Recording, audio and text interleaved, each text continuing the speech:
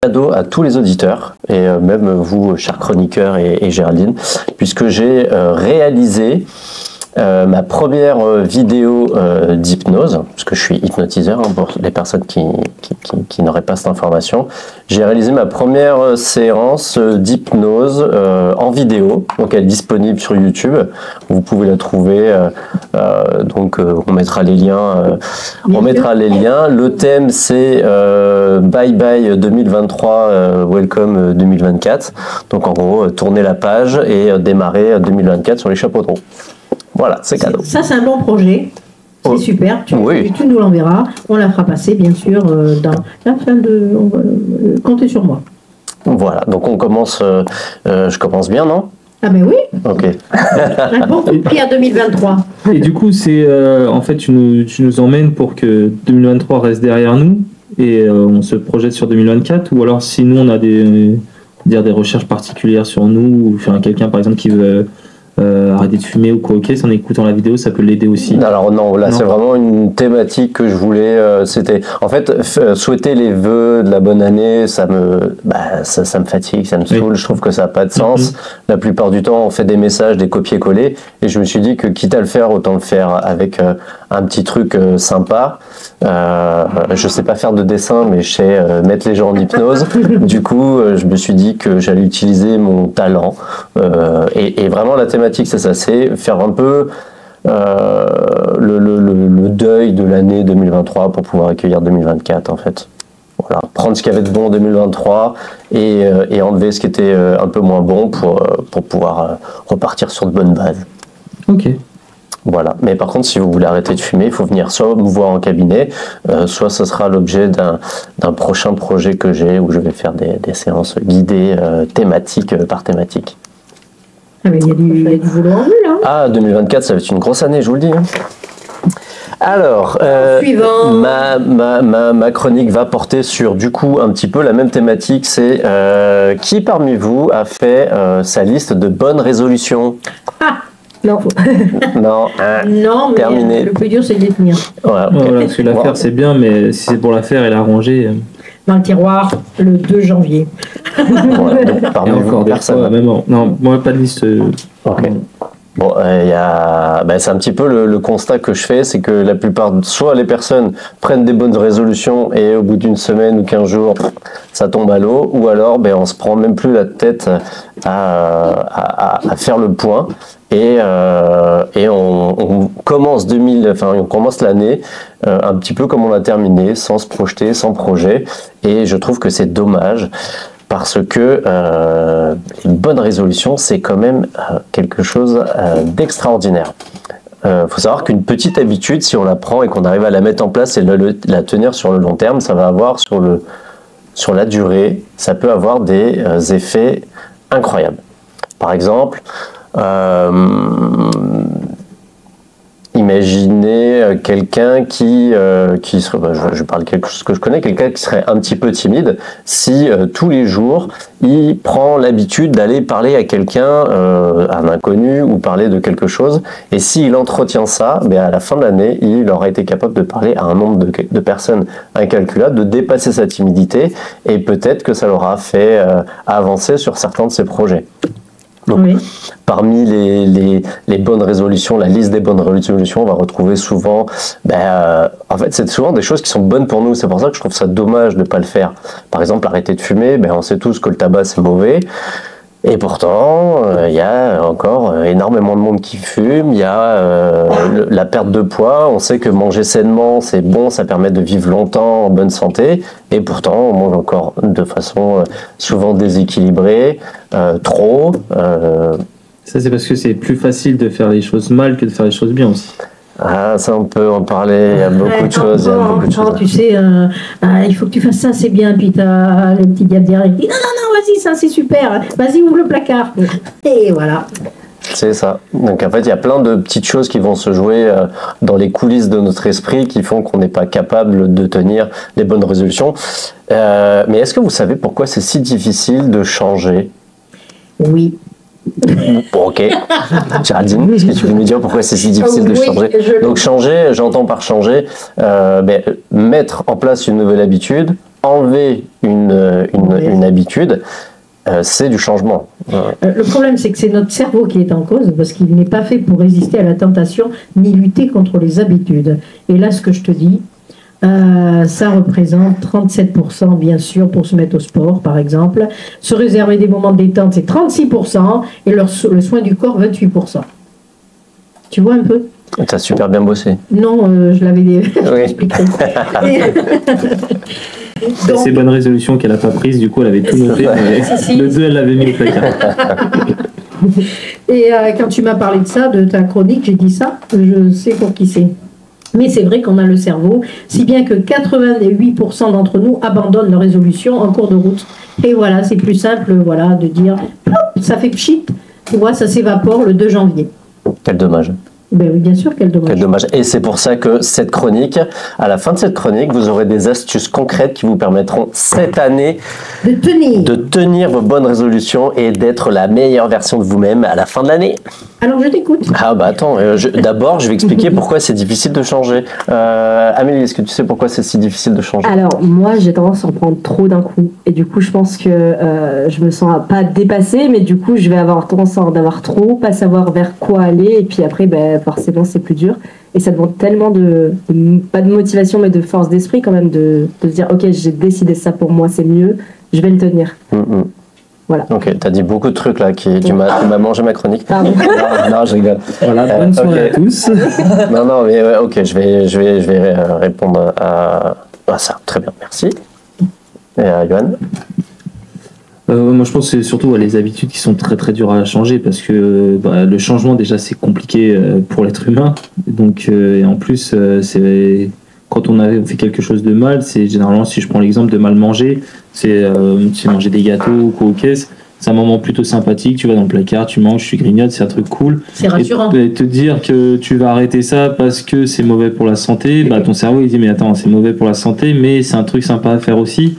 Et du coup, t'as un peu les deux qui se mettent en confrontation et généralement c'est le petit diable qui l'emporte. Qui gagne, malheureusement. Hein. C'est plus simple aussi, c'est beaucoup plus simple de rester comme on est, pas se remettre en question et pas faire de changement parce que ça demande zéro effort que de se lancer. Je pense que c'est plus dur de changer ses habitudes. Quoi. Ah, mais tu sais, l'histoire de la gourmandise aussi, c'est des souvenirs enfouis quand on est enfant. Les sucreries, les rituels avec les parents en famille, etc.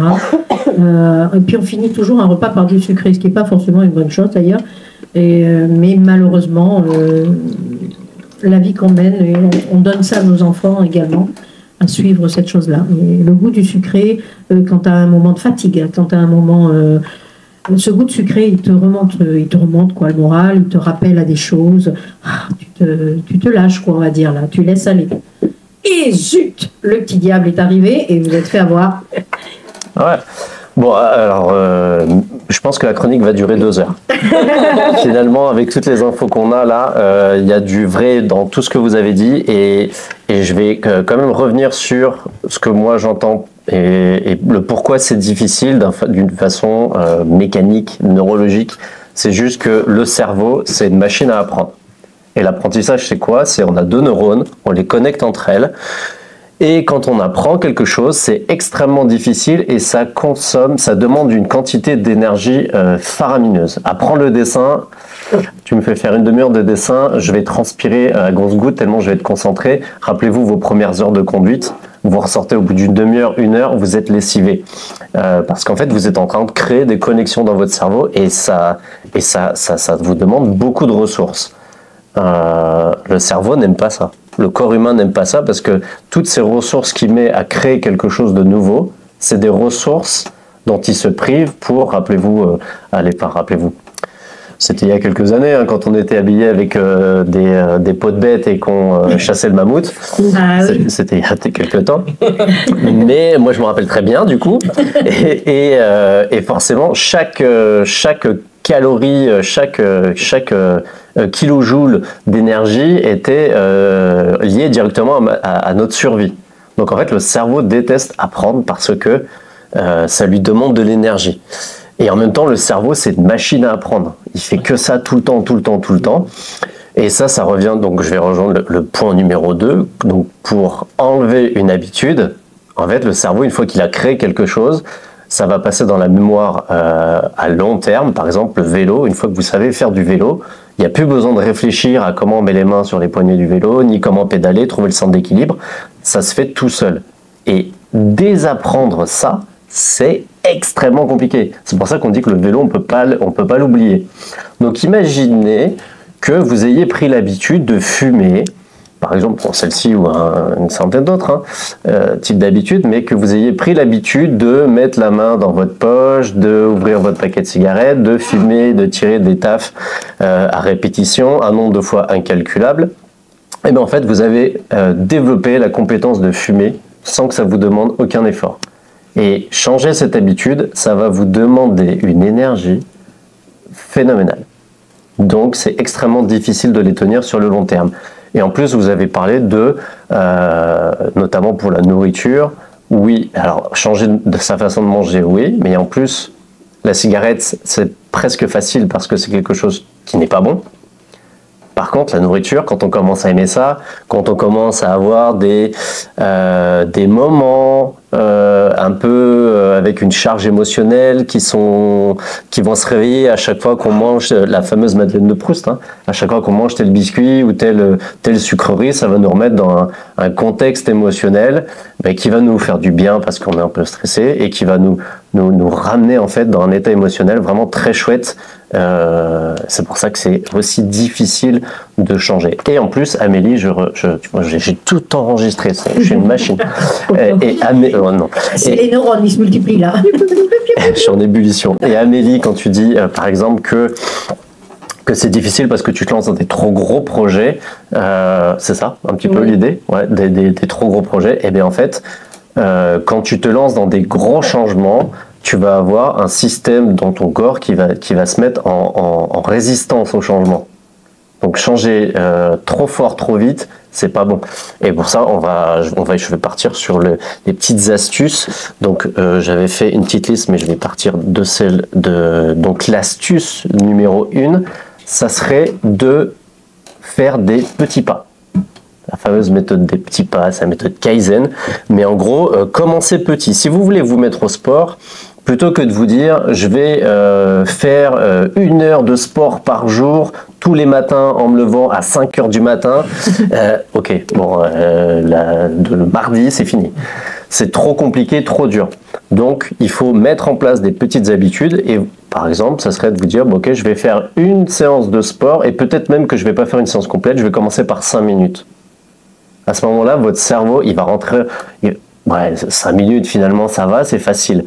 Et la magie opère parce qu'une fois qu'on commence à mettre son jogging, qu'on se met et qu'on commence à faire ses premiers exercices, mais finalement on peut vite se prendre au jeu, se dire que finalement j'ai fait tous ces efforts pour 5 minutes, je peux bien faire 5 minutes de plus. Et en gros, vous hackez votre cerveau et vous vous mettez à faire finalement une demi-heure, 3/4 d'heure de sport alors que vous étiez parti pour 5 minutes. Donc l'idée c'est vraiment de commencer petit. Pour toutes les habitudes, le dessin, ou je sais pas, c'était quoi ton projet du coup ? T'avais une idée, de ce que pour les résolutions ? Ouais. Ah, moi j'aimerais me lever le matin. Ok. Et des enfants. Et du coup, tu voulais te lever combien de temps plus tôt tu voulais te lever ? Réussir en fait à me lever en même temps que mon réveil par exemple et pas le repousser comme la plupart des gens et puis finir par m'endormir, voilà. Ok. Tu peux me donner à quelle heure tu te lèves et à quelle heure t'aimerais te lever ? En gros, mon réveil il sonne à 6h30 et puis j'arrive pas à me lever avant 7h30, quoi, 1 heure après. Ok. Donc là, une demi-heure pour une petite astuce. Est-ce que je me lève plutôt un matin dans la semaine et je vois ce que ça m'apporte et j'essaye ou je sais pas. Ok, alors là du coup, là tu es sur un autre petit truc, ça serait peut-être de commencer à réduire ton réveil de 5 minutes par jour, plutôt que de te dire ok, je vais le mettre, peut-être que 7h30 c'est ton heure à toi. Ouais. Et en fait, si là tu te forces en te disant il faut que ce soit 6h30, je sais pas si ça a des contraintes ou quoi, et qu'il faut absolument que tu te lèves à 6h30, ou si c'est juste un souhait. Non, c'est plus un souhait. C'est plus un souhait. Mais est-ce que là du coup, par rapport à cette astuce, ce tips là, comment tu pourrais faire ? Mettre ton réveil en avance, le décaler. Non, justement de le repousser. De 7h30, le mettre à 7h15. Ouais. peut-être même encore moins, tu vois, 5 minutes. Réduire juste de 5 minutes et de t'habituer, en fait. Le cerveau, il n'aime pas le changement. Donc, l'idée, c'est de changer vraiment petit à petit jusqu'à ce que 7h25, finalement, c'est pas si horrible que ça, c'est juste 5 minutes et tu vas voir que en prenant l'habitude comme ça, en fait, si tu fais 5 minutes tous les mois, tu vas réduire comme ça je suis nul en maths, mais tu as compris l'idée. En fin 2024, tu pourras te lever à 6h et tu l'auras fait de façon constante, sans trop de friction. Ok, top. Voilà. Ok, donc première astuce, tu me dis, hein? Oui. Voilà. Deuxième astuce, c'est de... Je les fais pas dans l'ordre, hein, tant pis, vous m'excuserez. C'est pas grave. Vous prenez, c'est comme la cuisine chinoise, vous prenez ce qui est bon pour vous. D'avoir un pourquoi. Donc un pourquoi, c'est d'avoir une motivation grande et forte. Parce que, par exemple, si je veux arrêter de fumer, parce que ça coûte cher, en fait, si ça coûtait si cher que ça, il n'y aurait pas beaucoup de monde qui fumerait. En fait, l'idée, c'est qu'on est tous différents, on a tous des choses qui nous motivent de façon positive oui, mais le tabac, c'est particulier. Hein. Et négative. L'idée, c'est de trouver un pourquoi, une motivation qui vous est propre à vous et qui va être suffisamment puissante pour vous donner l'impact et l'envie de bouger. Je vous donne un exemple, encore, j'en ai plein, pour la cigarette. Dans mes séances d'hypnose, en fonction des accompagnements que j'ai en gros 2 leviers. Il y a le levier du positif et le levier du négatif. C'est deux façons de motiver quelqu'un. La première, c'est de se dire, ok, je veux arrêter de fumer, par exemple, parce que l'argent que je vais récupérer va me permettre de partir en voyage avec mes enfants et de connecter à ça émotionnellement. Et la deuxième, c'est de dire que si jamais je n'arrive pas à arrêter de fumer, et bien là, je peux... je ne veux pas faire peur aux gens, mais pendant des séances d'hypnose, je peux les amener à voir la conséquence négative de ce qui se passera si jamais ils continuent de changer. En gros, il faut qu'il y ait un impact émotionnel fort pour pouvoir donner l'énergie de se mettre en action. Donc du coup, paf, je regarde l'heure, je jongle. Petite astuce, une autre astuce, greffer l'habitude que vous voulez mettre en place à une habitude que vous avez déjà. C'est comme pour apprendre un prénom, si vous mémorisez le prénom d'une personne en l'associant à quelque chose que vous connaissez, c'est beaucoup plus facile. Donc, si vous voulez, je sais pas, une habitude, par exemple pour les hommes, donc je le fais pas, mais je pourrais le faire. Si je devais mettre de la crème de jour ou la crème de nuit, eh ben, je le ferais au moment où je me lave les dents, par exemple. Parce que déjà j'ai cette routine du lavage de dents qui est automatique, avec lesquelles qui est déjà en place, et donc le fait de greffer une routine, ça sera beaucoup plus simple que d'en créer une de toute pièce. Je réfléchis.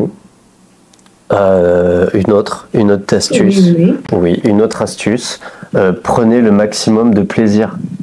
Si je reprends faire du sport, si vous voulez faire du sport pour perdre du poids, mais que vous vous ennuyez à mourir ou que soulever des poids, c'est pas votre truc, laissez tomber.